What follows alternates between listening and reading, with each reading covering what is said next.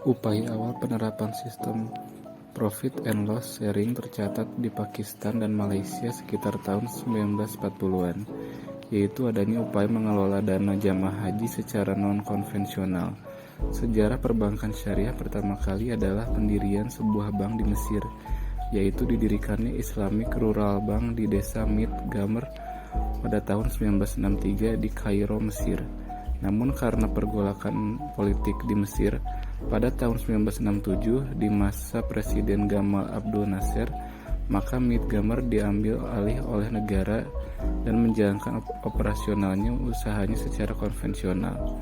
Baru kemudian pada tahun 1971 di masa Presiden Anwar Sadat, ia kembali menjalankan kegiatan berdasarkan prinsip syariah dan diubah namanya menjadi Nasr Social Bank dan tujuannya lebih bersifat sosial daripada komersil. Kemudian bank Islam pertama yang bersifat swasta adalah Dubai Islamic Bank yang didirikan pada tahun 1975 oleh sekelompok usahawan muslim dari berbagai negara.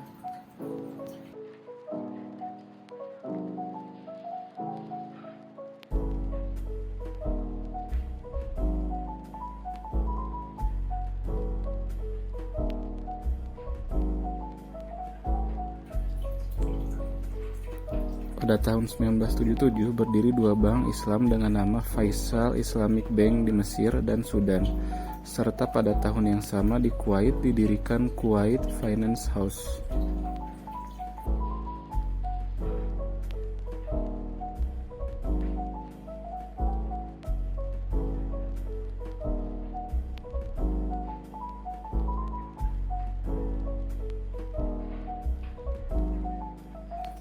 Perkembangan bank syariah secara internasional dimulai dengan adanya sidang Menteri Luar Negeri yang diselenggarakan oleh Organisasi Konferensi Islam atau OKI di Karachi, Pakistan, Desember 1970.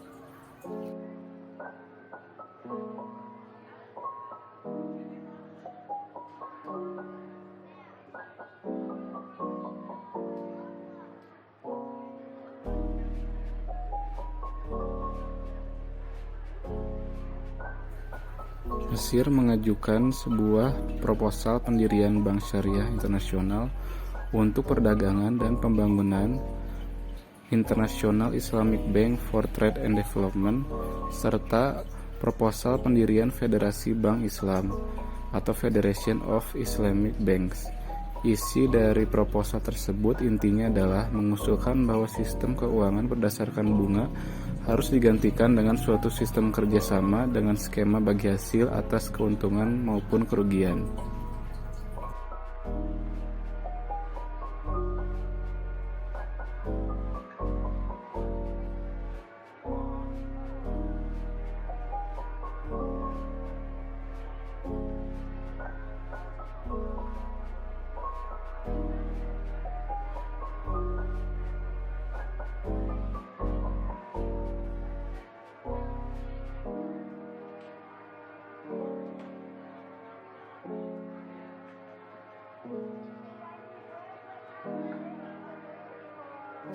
Perkembangan sejarah berikutnya terhadap perbankan syariah adalah mulai meningkatnya minat bank-bank konvensional barat untuk membuka layanan syariah melalui Islamic Window. Dengan demikian, setelah melihat keunggulan dari sistem perbankan Islam dan besar prospek pengembangan perbankan Islam, mereka mulai menyediakan jasa keuangan syariah.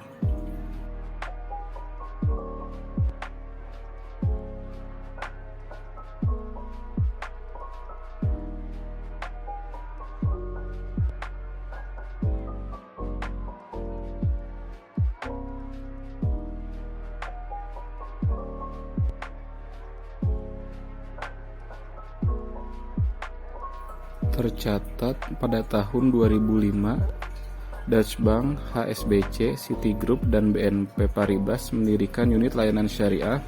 Lebih lanjut, tahun 2006 ini dikatakan sebagai tahun yang bagus untuk setiap orang bekerja menurut ketentuan syariah atau hukum Islam, yaitu dengan memanfaatkan produk-produk dari bank syariah.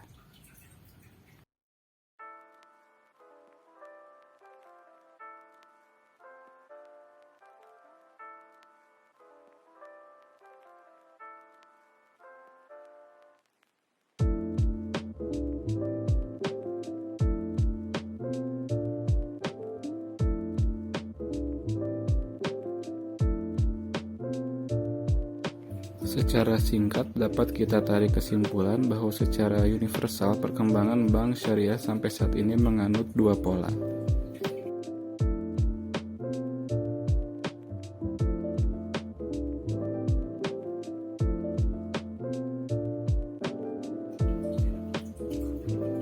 Pertama, khusus untuk negara-negara Islam seperti Timur Tengah atau Middle East, pola pendirian bank syariah adalah cenderung berupa bank syariah murni.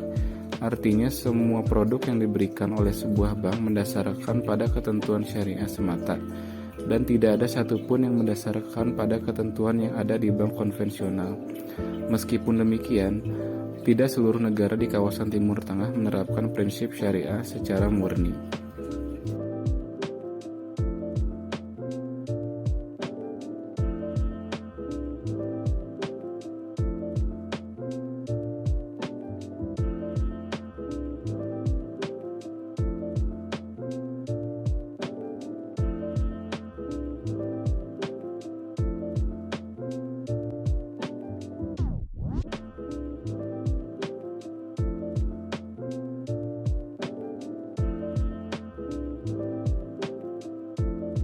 Sedangkan pola kedua, melalui apa yang disebut dengan dual banking system, yaitu suatu bank membuka unit usaha syariah melalui Islamic window, di samping juga tetap menjalankan usaha bank yang bersifat konvensional. Pola kedua ini dibenarkan secara yuridis, jika pengelolaan di antara keduanya terpisah untuk mencegah bercampurnya harta kekayaan. Pola kedua ini yang dipakai oleh kebanyakan bank-bank di negara sekuler, seperti di negara-negara Eropa dan Amerika, termasuk di dalamnya negara Indonesia.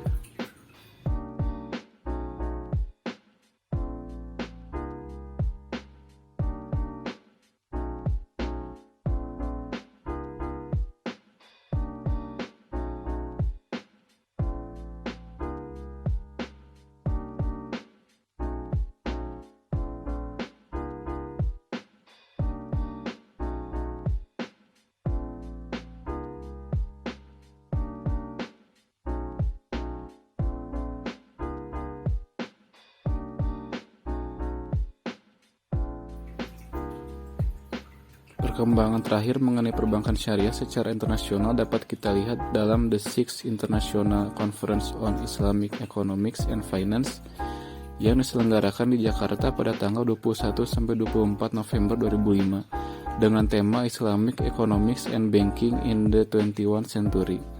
Konferensi ini menghasilkan beberapa rekomendasi terkait dengan pengembangan perbankan syariah, yaitu yang pertama, negara-negara Islam dalam menetapkan kebijakan pengembangan ekonominya harus mendasarkan pada nilai-nilai Islam yang berkesinambungan, serta lebih ditujukan untuk mengurangi kemiskinan menuju kesejahteraan sosial.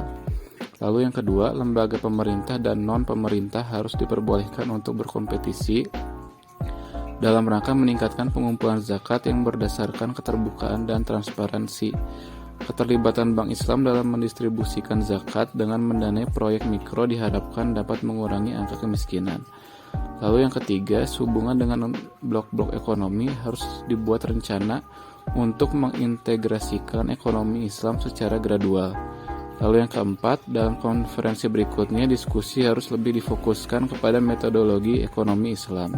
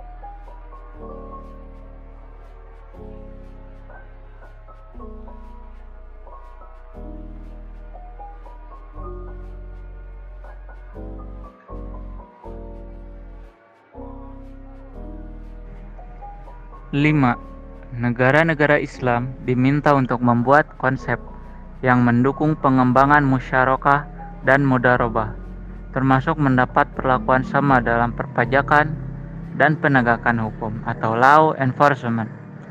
6. Lembaga keuangan dan perbankan Islam harus berusaha keras untuk meningkatkan pembangunan dengan cara lebih aktif terlibat dalam lembaga keuangan dan pertanian. 7. Negara-negara Islam diminta untuk menciptakan kondisi yang mendukung pengembangan sistem bagi hasil dan ekonomi Islam. Khususnya, ketentuan perbankan harus dibuat sedemikian rupa sehingga dapat memenuhi kebutuhan perbankan Islam yang spesifik. 8. Ilmuwan Islam diminta untuk memberikan perhatian yang sama terhadap seluruh aspek ekonomi Islam dan tidak terpaku hanya kepada lembaga keuangan Islam.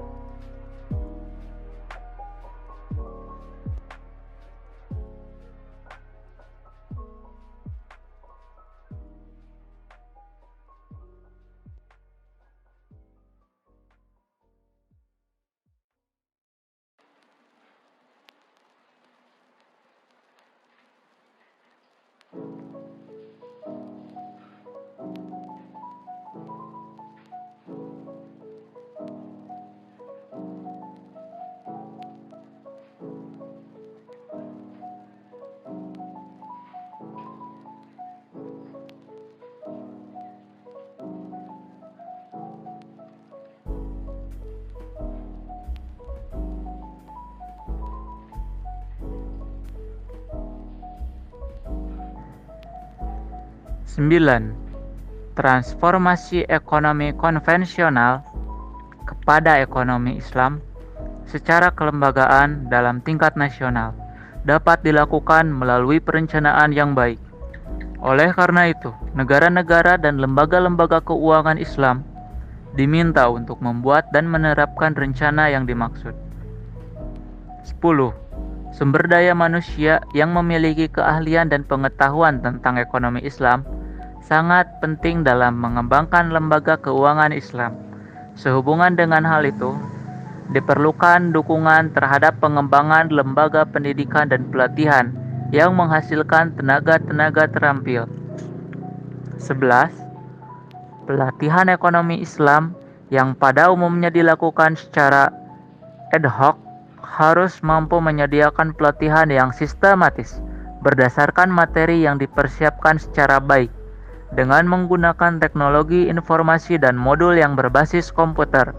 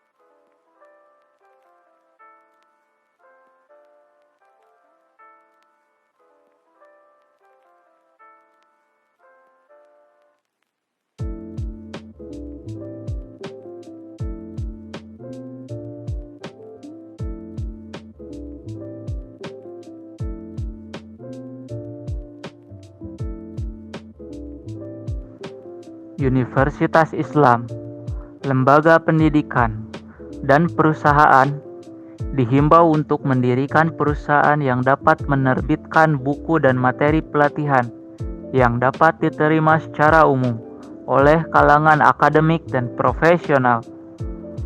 13. International Association for Islamic Economic diminta untuk menyelenggarakan konferensi dimaksud secara reguler dalam jangka waktu tidak lebih dari 3 tahun, Selain itu, konferensi diminta untuk lebih fokus pada pengembangan ide-ide nilai ekonomi Islam.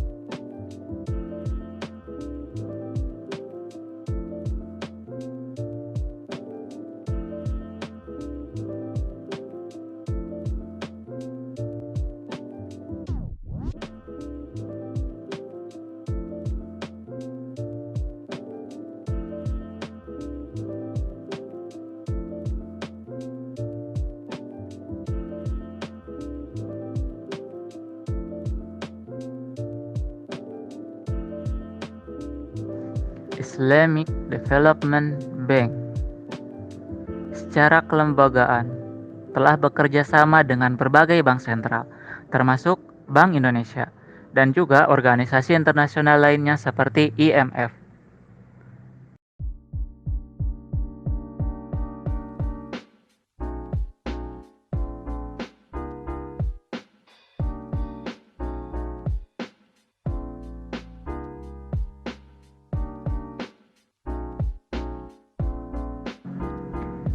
Kemudian, untuk mempercepat penguatan infrastruktur dan sistem keuangan Islam secara internasional, didirikan 7 lembaga, yaitu yang pertama, Accounting and Auditing Organization for Islamic Financial Institution. Yang kedua, Islamic Financial Service Board. Yang ketiga, International Islamic Financial Market. Yang keempat, Liquidity Management Center. 5. Islamic International Rating Agency. 6. General Council of Islamic Bank and Financial Institution. 7. Arbitration and Reconciliation Center for Islamic Financial Institution. Dengan demikian, secara faktual, upaya secara internasional baik secara hukum maupun kelembagaan terus-menerus dilakukan untuk menumbuh kembangkan lembaga-lembaga keuangan yang berdasarkan prinsip syariah.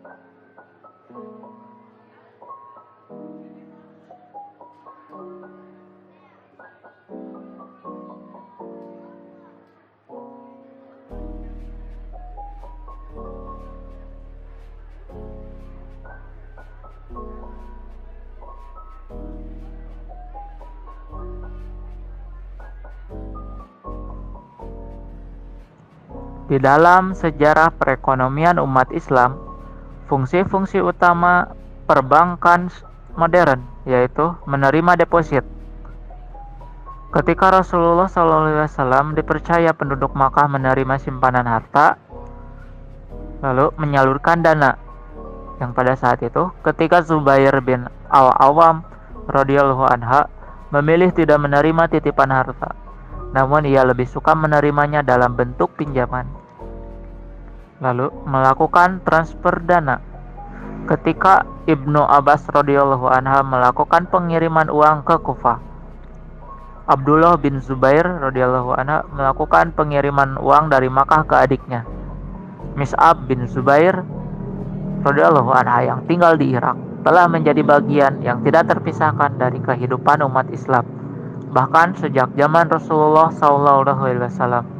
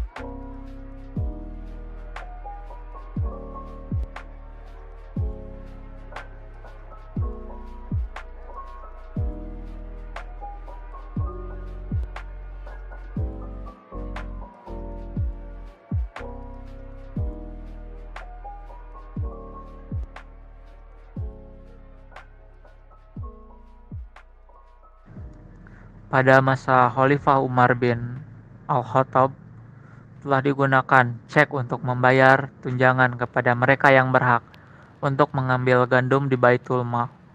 Selain itu, pemberian modal kerja berbasis bagi hasil telah dikenal sejak awal di antara kaum Muhajirin dan kaum Ansor.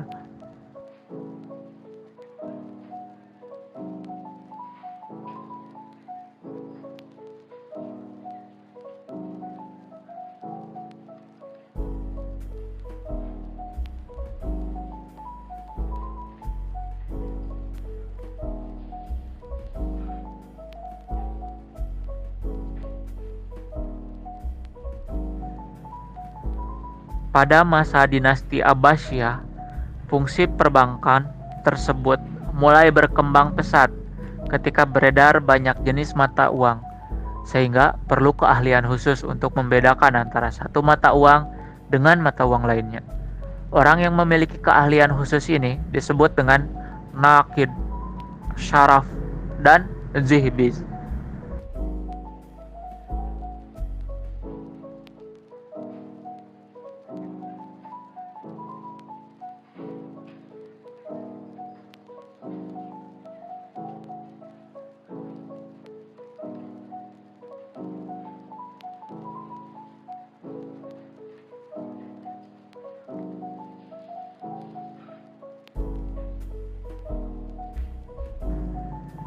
Dalam sejarah perbankan Islam, Saif al-Daulah al-Hamdani yang tercatat sebagai orang pertama yang menerbitkan cek untuk keperluan clearing antara Baghdad, Irak, dan Aleppo di Spanyol.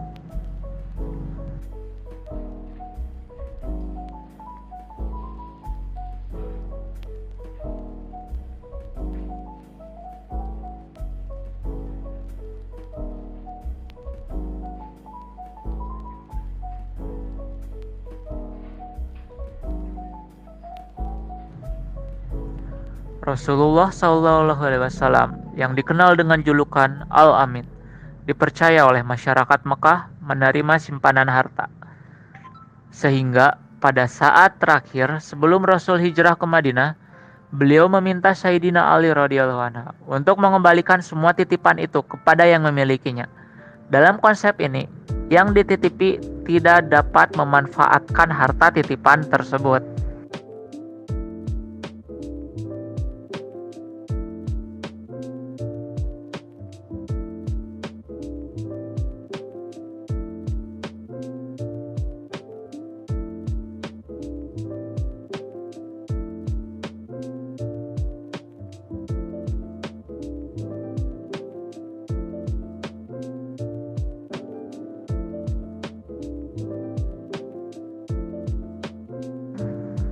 Seorang sahabat Rasulullah SAW, Zubair bin Al-Awwam, memilih tidak menerima titipan harta. Beliau lebih suka menerimanya dalam bentuk pinjaman. Tindakan Zubair ini menimbulkan implikasi yang berbeda. Pertama, dengan mengambil uang itu sebagai pinjaman, beliau mempunyai hak untuk memanfaatkannya. Kedua, karena bentuknya pinjaman, maka ia berkewajiban mengembalikannya utuh.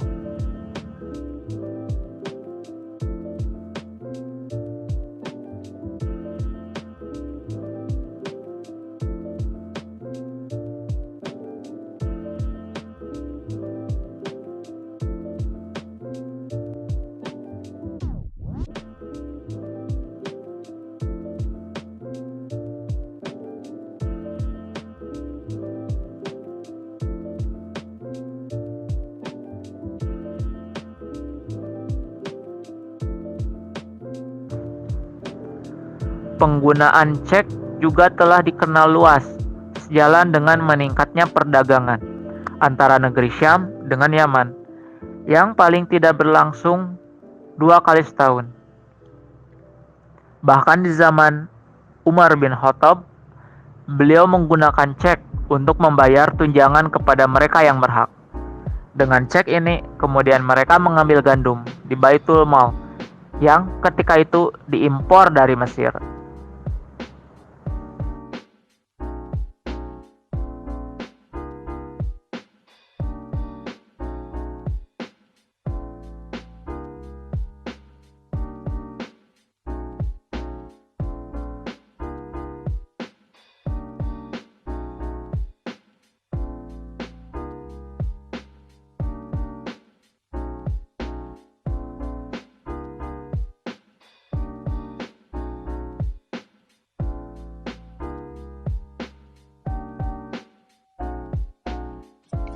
Pemberian modal untuk modal kerja berbasis bagi hasil, seperti mudorabah, musyarakah, muzora'ah, musyakah, telah dikenal sejak awal di antara kaum muhajirin dan kaum ansor. Jelaslah bahwa ada individu-individu yang telah melaksanakan fungsi perbankan di zaman Rasulullah SAW, meskipun individu tersebut tidak melaksanakan seluruh fungsi perbankan.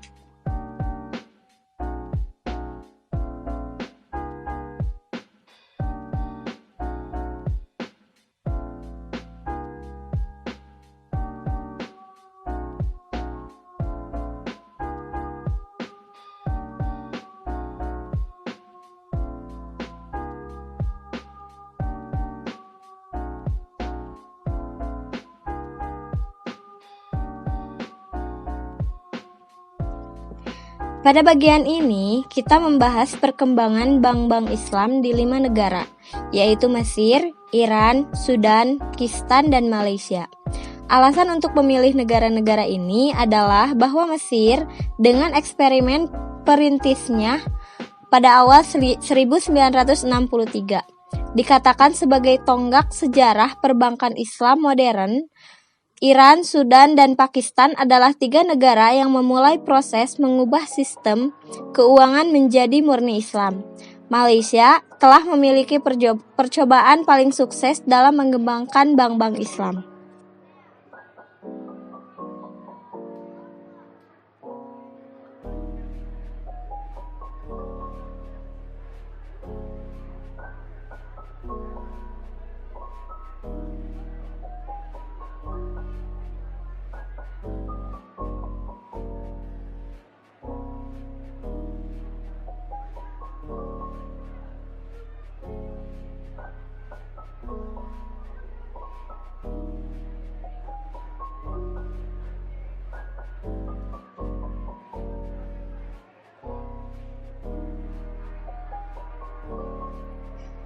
Peristiwa paling penting dalam sejarah perbankan Islam modern adalah percobaan sukses Midgam Local Savings Bank di Delta Nil, Mesir pada tahun 1963. Sebelum kita masuk ke dalam percobaan, kita perlu menjelaskan suasana politik di Mesir dari masa Presiden Gamal Abdel Nasser ke masa Presiden Anwar al-Sadat, karena memiliki efek serius pada pembentukan dan pengembangan bank-bank Islam di Mesir.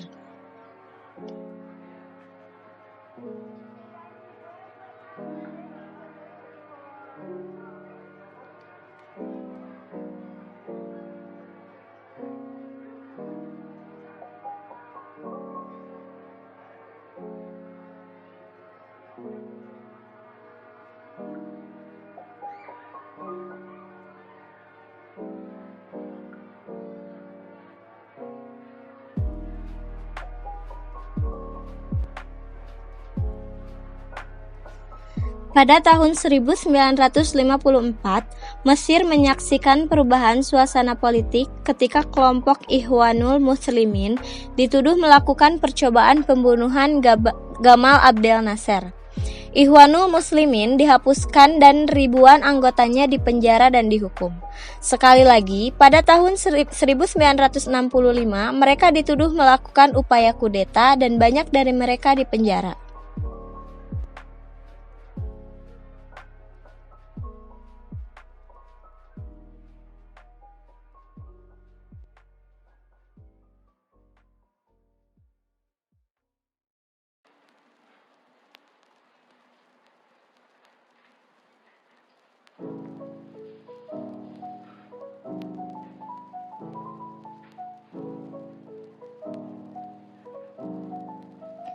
Sebagai hasil dari perubahan lingkungan politik dan sikap bermusuhan rezim terhadap kegiatan Islam, bank ini didirikan oleh Dr. Ahmed Al-Najjar, seorang ekonom dan aktivis sosial, sebagai upaya menyamar dengan inisiatif swasta dan kemudian mendapat dukungan besar dari pelanggan.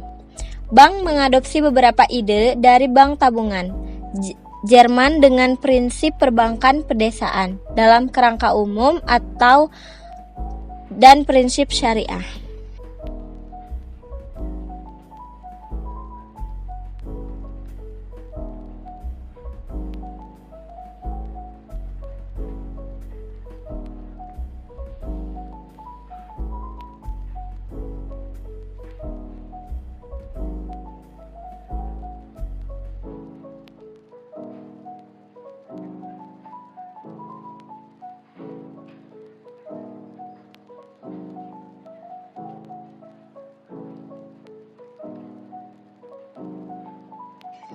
Pada tahun 1971, pembentukan Nasser Social Bank oleh rezim baru Anwar al-Sadat merevitalisasi gagasan perbankan bebas bunga.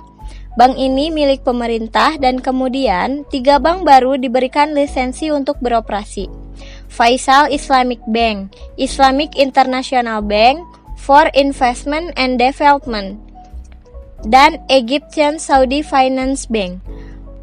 Bank menerima hak istimewa khusus yang memfasilitasi operasinya, seperti pembebasan dari undang-undang yang mengatur valuta asing dan dari undang-undang yang mengatur tenaga kerja, pekerjaan, upah, gaji, remunerasi, pensiun, perawatan medis, dan asuransi sosial. Perkembangan lain dalam sistem perbankan Islam Mesir adalah pembentukan jendela Islam di bank konvensional yang menyediakan produk dan layanan perbankan berdasarkan prinsip syariah.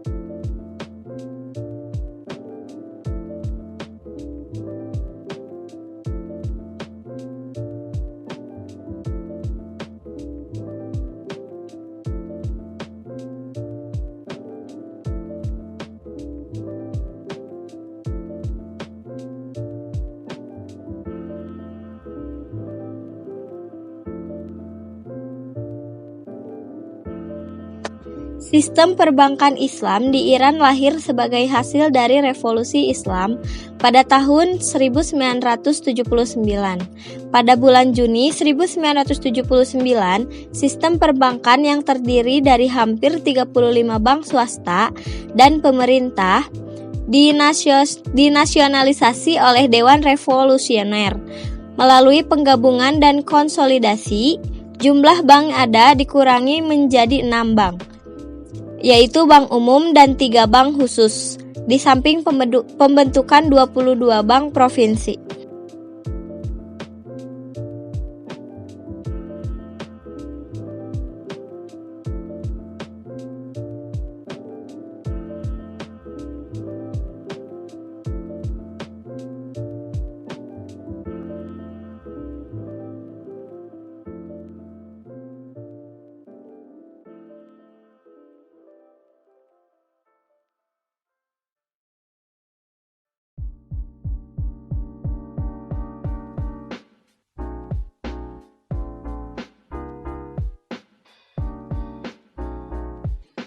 Transformasi seluruh sistem perbankan konvensional menjadi Islam secara bertahap yang berlangsung selama 6 tahun.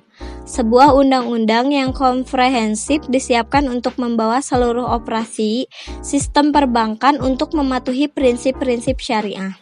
Proposal tersebut diajukan ke Dewan Revolusioner pada tahun 1982 dan disahkan oleh parlemen pada tahun 1983 sebagai Undang-Undang Perampas. Undang-undang baru mengharuskan bank untuk mengubah deposito berbasis bunga menjadi deposito bebas bunga dalam waktu 1 tahun dan untuk mengubah seluruh operasi untuk mematuhi prinsip syariah sesuai pedoman yang ditetapkan dalam periode transisi 3 tahun.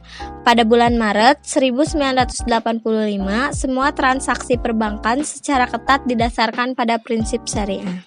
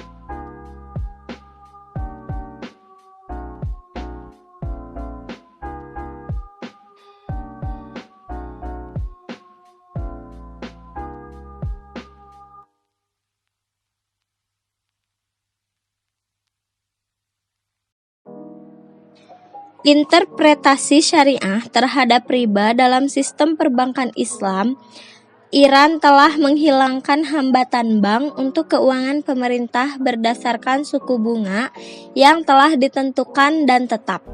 Menurut interpretasi mereka, ada 4 syarat yang harus dipenuhi agar riba ada, yaitu hutang, debitur independen, penentuan premi atas jumlah pokok, dan penerimaan sebenarnya dari premi tersebut.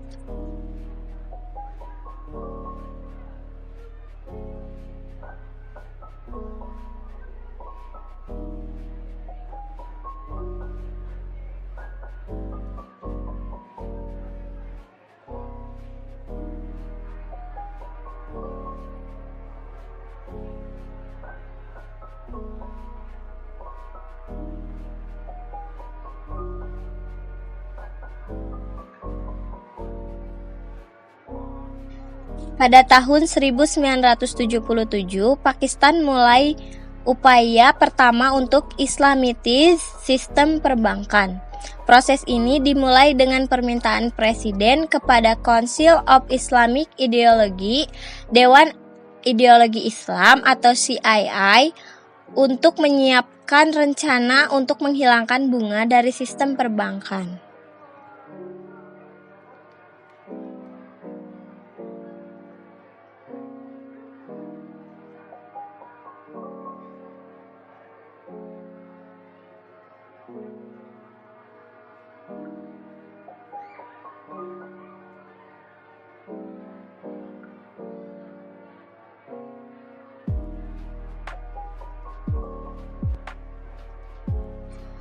Upaya pertama tahun 1980 dihadapkan dengan kesulitan dalam implementasi, terutama ketika Pengadilan Syariah Federal menganggap bahwa beberapa proses dan produk tidak sesuai dengan syariah.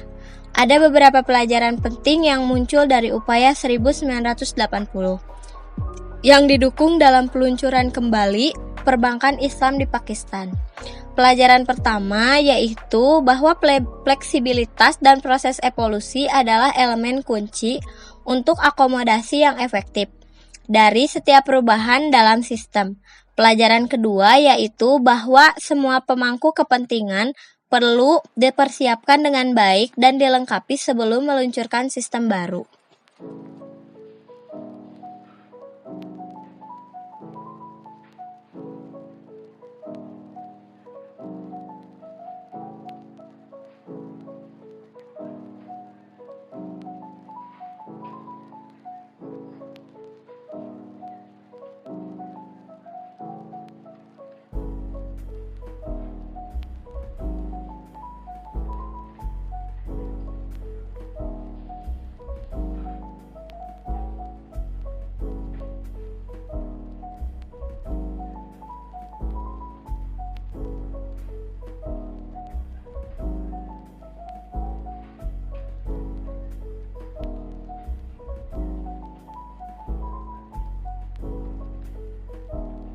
Pada bulan Desember 2001, SBP memperkenalkan kebijakan perbankan Islam yang mendorong pengembangan paralel sistem perbankan Islam dan konvensional secara bertahap dan stabil, juga untuk lebih memperkuat arah baru.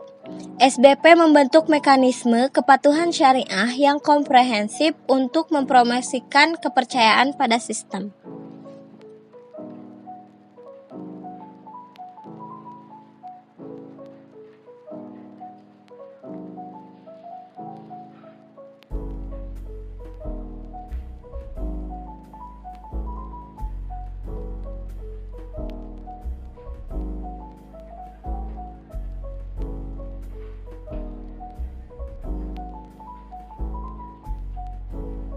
Pada bulan Januari 2002, SBP atau Statement Bank of Pakistan mengeluarkan lisensi perbankan komersial Islam pertama untuk Al-Mizan Investment Bank.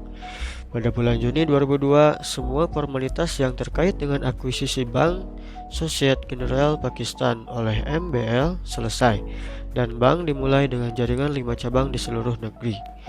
Selain itu, 9 perjanjian model dan kontrak untuk instrumen pembiayaan Islam dan pedoman audit syariah diperkenalkan oleh SBP dan ditinjau dan disetujui oleh Dewan Syariah SBP.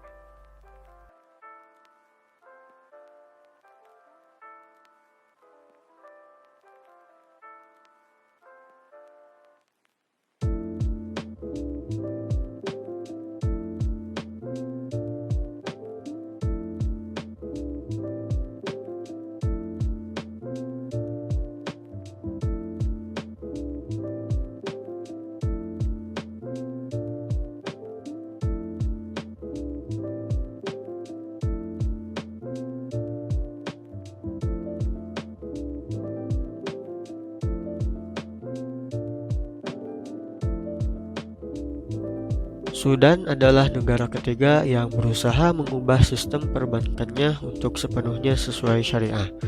Keputusan untuk mengubah sistem perbankan menjadi Islam pada tahun 1983 dibuat oleh almarhum Presiden Ja'far Muhammad Numeiri. Dia memutuskan bahwa semua bank harus beroperasi sesuai dengan aturan syariah.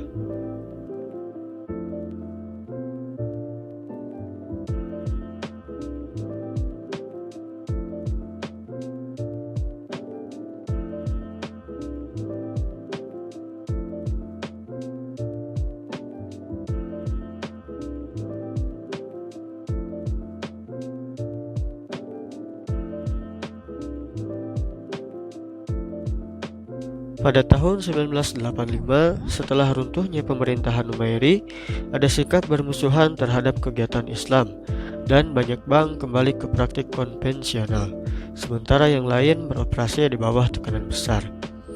Baru pada tahun 1989, ketika militer menggulingkan pemerintah, seluruh ekonomi dipindahkan untuk mematuhi syariah.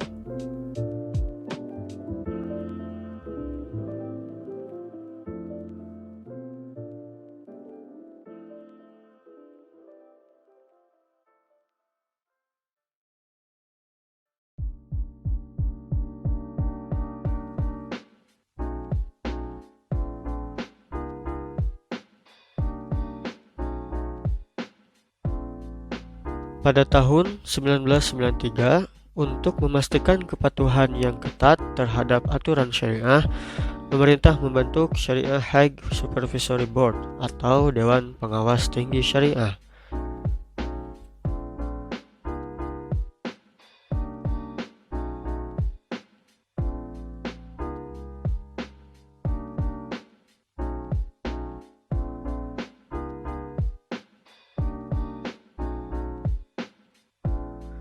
Upaya pertama untuk mendirikan bank syariah dilakukan oleh Kongres Ekonomi Bumi Putra pada tahun 1980, ketika mereka meminta agar pemerintah mengizinkan Dewan Haji untuk mendirikan bank syariah.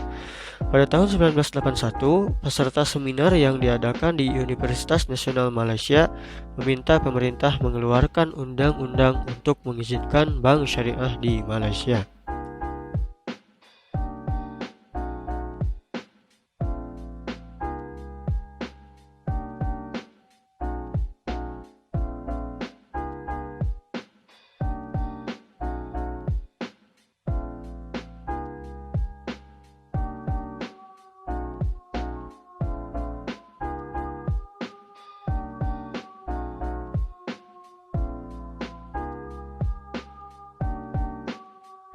Pada Juli 1981, pemerintah menunjuk komite pengarah untuk mempelajari operasi Faisal Islamic Bank di Mesir dan Sudan.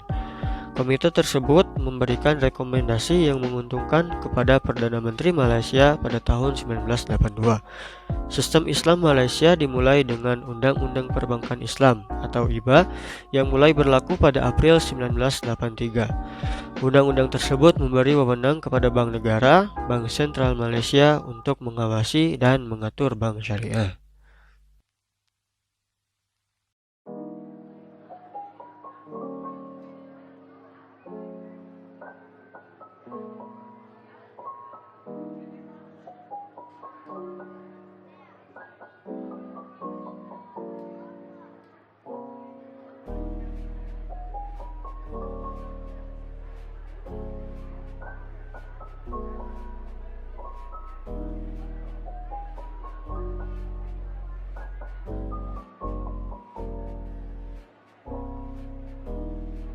Bank Islam pertama, Bank Islam Malaysia Berhad atau BIMB, mulai beroperasi pada tahun 1983. Bank ini mempromosikan produk-produk yang sesuai dengan syariah melalui jaringan dan anak perusahaannya yang besar.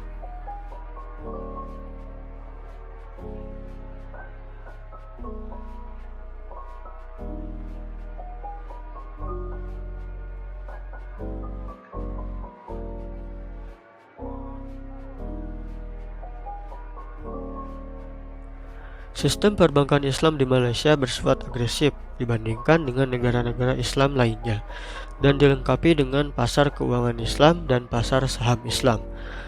Untuk lebih mendukung bank-bank Islam baru dan untuk menyediakan mereka dengan alat untuk persyaratan likuiditas dan saluran untuk menginvestasikan kelebihan dana mereka, pemerintah mengeluarkan Sertifikat Investasi Pemerintah atau GIC sesuai dengan Undang-Undang Investasi Pemerintah 1983.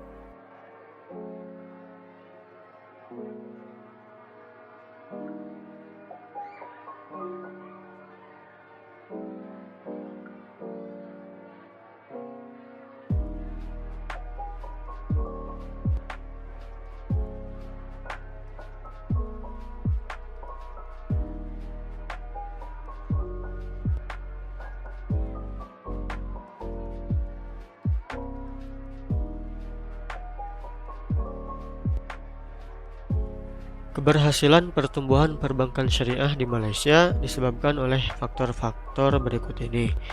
Pertama, dukungan otoritas moneter yang diwakili oleh Kementerian Keuangan dan Bank Sentral, seperti pembentukan pasar uang antar bank syariah. Kedua, datang dengan produk dan layanan baru seperti pengenalan obligasi hipotek. Dan ketiga, menyediakan lingkungan yang tepat dalam hal insentif fiskal yang menarik dan stabilitas politik yang diperlukan untuk pertumbuhan.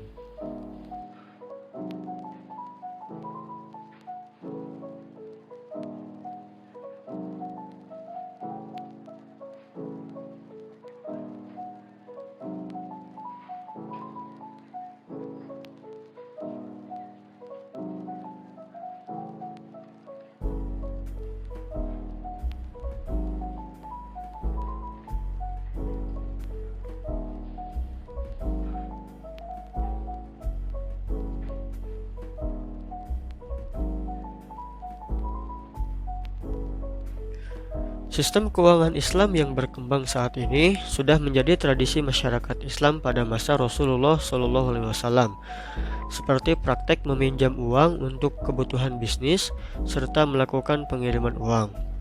Bangsa Arab sudah mempraktikkan pinjam-meminjam dalam bentuk uang dan juga barang bergerak dalam binatang ternak. Ternak yang berumur 2 tahun atau bintu makhod biasa dipinjamkan dan meminta kembalian umur 3 tahun atau bintu labun. Jika meminjamkan ternak berumur 3 tahun atau bintu labun dan meminta kembalian ternak atau pengembalian umur 4 tahun atau haqqah. Dan selanjutnya, apabila meminjamkan ternak berumur 4 tahun atau haqqah, maka akan meminta kembalian ternak berumur 5 tahun atau jazah. Kriteria tahun dan umur tidak harus berurutan, kadang loncat tergantung pada kekuatan supply dan demand atau permintaan dan penawaran di pasar.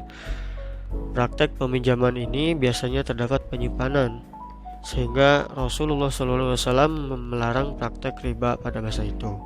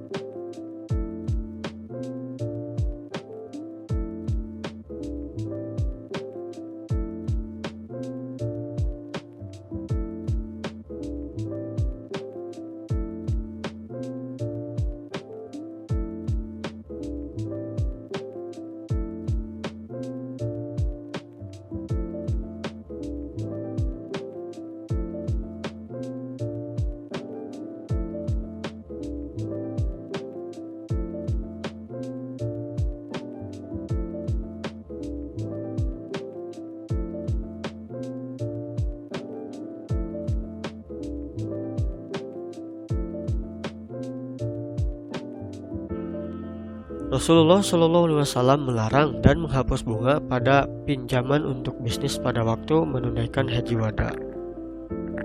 Pengumuman penghapusan bunga yang terkumpul milik pemainnya Abbas bin Abdul Muthalib. Bunga yang terdapat dalam pinjaman untuk bisnis yang diberikan kepada suku Bani Sakif. Kabilah ini meminjam dana kepada Abbas untuk kebutuhan bisnis mereka. Setiap kabilah bertindak seperti perusahaan kemitraan besar dan mayoritas melakukan transaksi berbasis bunga. Islam menghapus hakikat berhubungan bunga dengan menggantikannya dengan sistem bagi hasil.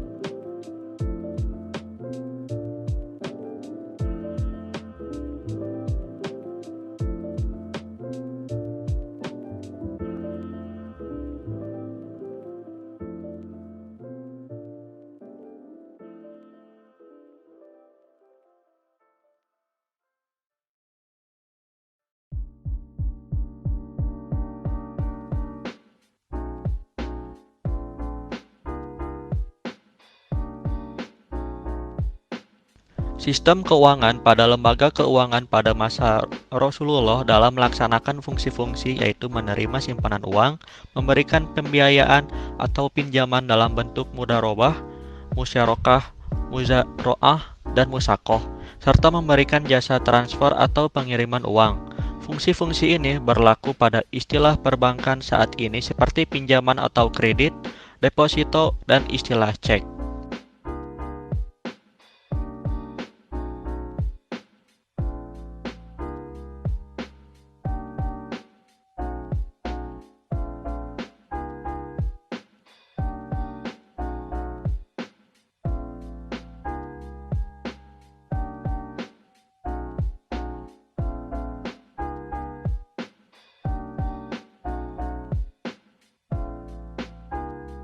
Praktek keuangan di lembaga perbankan pada masa Rasulullah SAW dikenal dengan Baitul Mal. Lembaga ini mengelola penerimaan dan pengeluaran negara yang bersumber dari zakat, kharaj, jizyah, fai, ghanimah, kafarat, wakaf untuk kepentingan umat.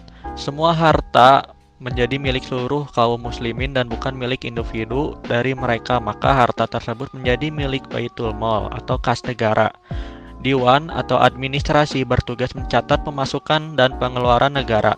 Jika harta tersebut sudah menjadi milik Baitul Mal, maka harta yang dikelola berdasarkan hak-hak Baitul Mal. Maksudnya, Baitul Mal berhak atas kepentingan hak kaum muslimin.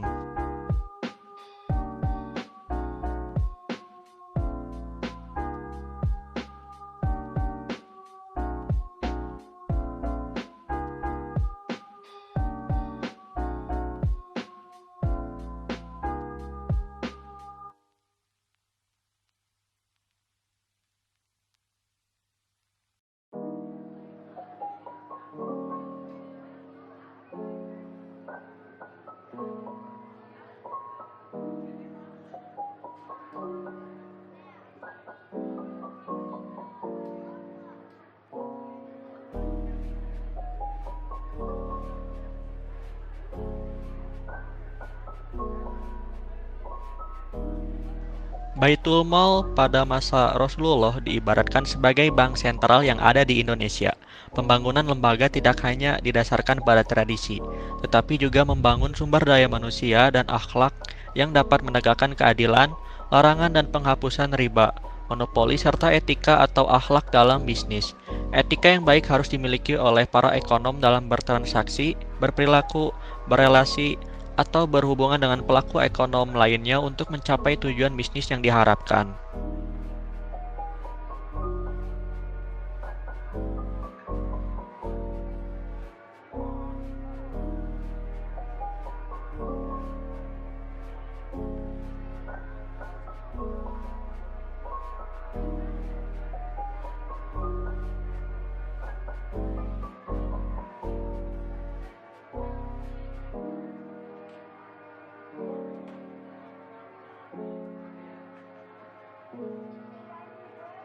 Al-Quran memberikan solusi untuk penghapusan riba dengan cara berzakat, bersedekah, dan sejenisnya.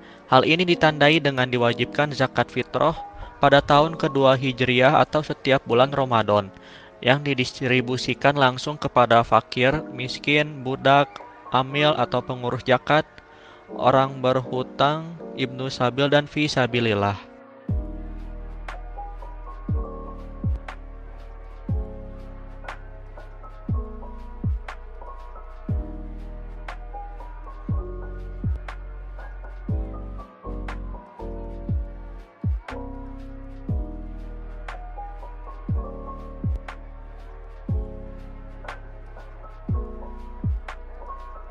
Dinasti Abbasiyah merupakan negara terakhir yang mencapai puncak kemakmuran dan memiliki peradaban tinggi pada periode kejayaan Islam. Sistem administrasi pemerintahan sangat rumit terutama pada sistem perpajakan dan peradilan. Pemerintah sangat fokus pada aspek keuangan dengan membentuk Biro Keuangan atau Diwan al-Kharaj atau Departemen Keuangan Bait al-Mal. Pada abad pertama periode dinasti Abbasiyah memperlihatkan kemakmuran yang sangat tinggi, sehingga memungkinkan para penguasanya untuk hidup mewah.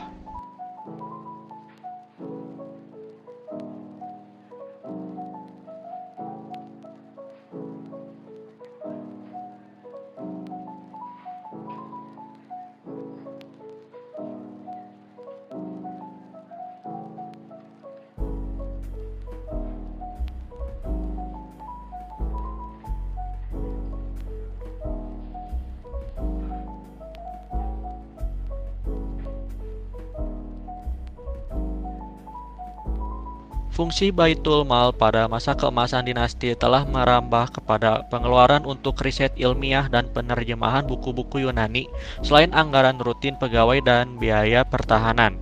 Para pelaku pasar menggunakan dinar atau emas dan dirham atau perak sebagai alat tukar. Penggunaan uang ini mendorong munculnya perbankan. Uang dalam bentuk kepingan sangat sulit dibawa untuk melakukan perjalanan jauh, sehingga para pedagang menggunakan cek dalam perjalanan mereka. Saat itu syak. Uang dapat didepositokan di bank tertentu dan dapat ditarik kapan saja dengan menggunakan cek.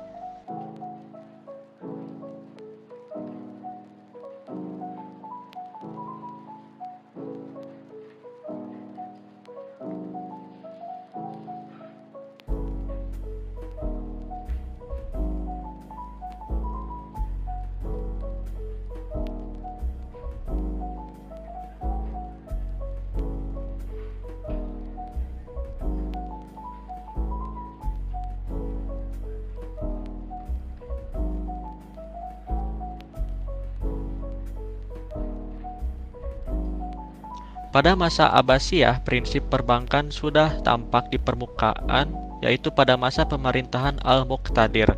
Zaman itu tidak dikenal dengan istilah bank, tetapi fungsinya telah terlaksana dengan menggunakan akad sesuai dengan syariah.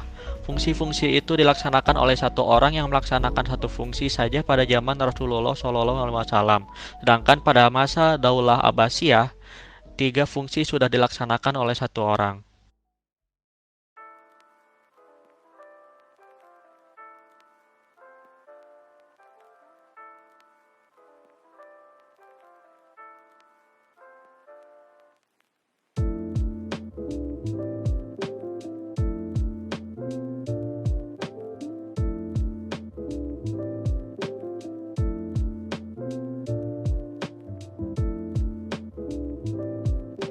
Puncak kejayaan pemerintahan Islam pada pemerintahan dinasti Abbasiyah di bawah kepemimpinan Khalifah Harun ar-Rasyid, sehingga perkembangan ilmu pengetahuan dan budaya Islam mencapai masa keemasan. Harun ar-Rasyid membangun hubungan baik dengan banyak negara, menjamin kehidupan para ulama, menumbuhkan ekonomi progresif, dan membangun sistem infrastruktur yang menyaingi bangunan kemegahan Romawi kuno di masanya. Di bawah pemerintahan Harun ar-Rasyid, kota Baghdad terkenal dengan produksi kertas.